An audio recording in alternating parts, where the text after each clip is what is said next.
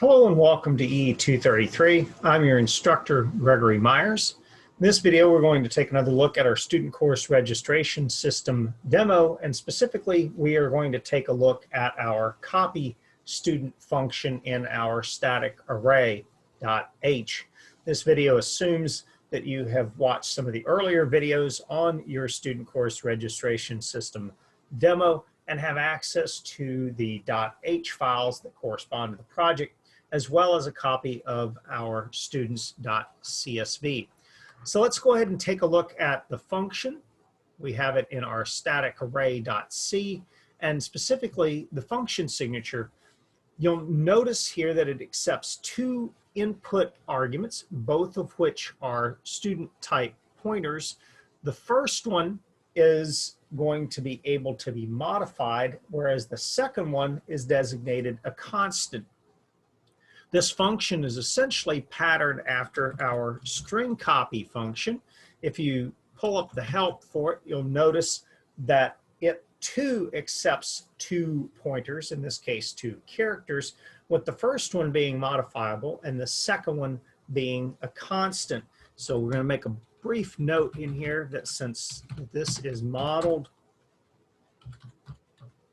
after the string copy function, that then allows for us to copy to the destination from the source. So copy to the destination from the source. So the first thing that we will want to do is note that we have exit success or exit failure as our return options, and we want to do a little bit of basic error checking. Specifically, what we want to do is to check to make sure that our destination and our source are in fact not equal to null.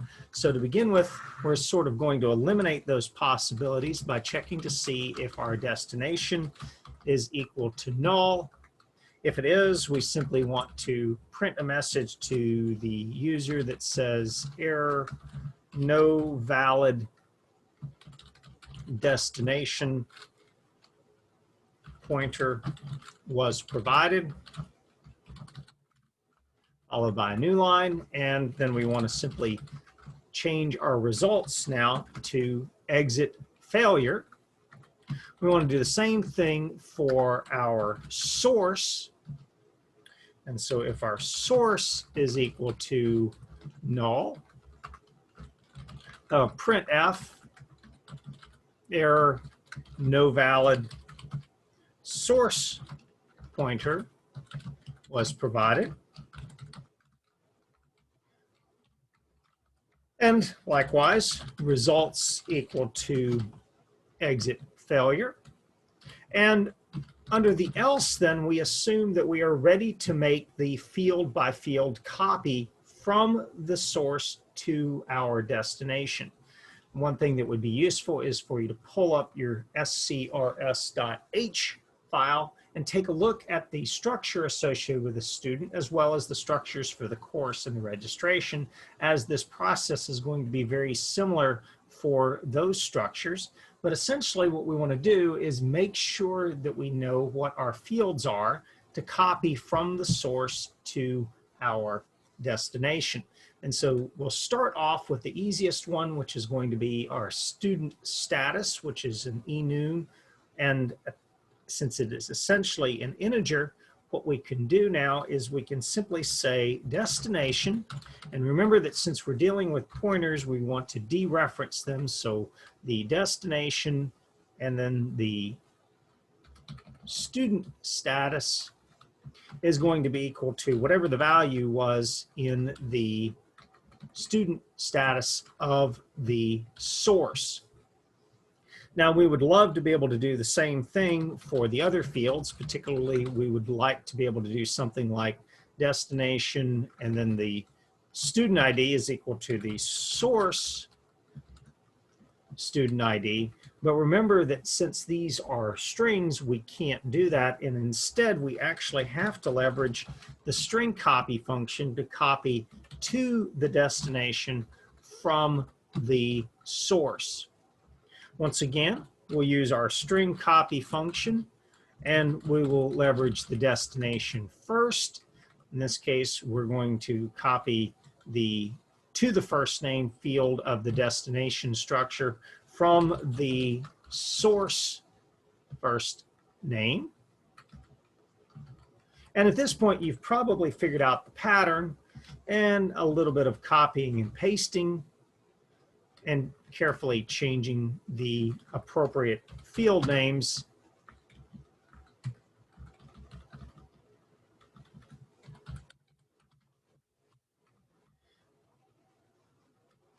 And then the last name. And we've handled all of the fields in our student type data structure. Essentially what we've done is we've copied all of the values from the source into our destination. So at this point, we probably want to go back and revisit our get student function, because if you've watched that video already, you know that we've essentially done something very, very similar. And what we would like to do now is we would like to leverage our copy student function and keep all of our code in one place. And so essentially what we want to do is we want to have our get student function leverage our copy student. And so if you notice here, the code is very similar, with the big difference being that we are getting the values from a students array and we are copying them over to the destination being the singular student that we have passed by reference or by address. So at this point, what we can do is we can go ahead and simply comment out all of this code. And instead, what we'd like to do is we'd like to leverage our own copy student.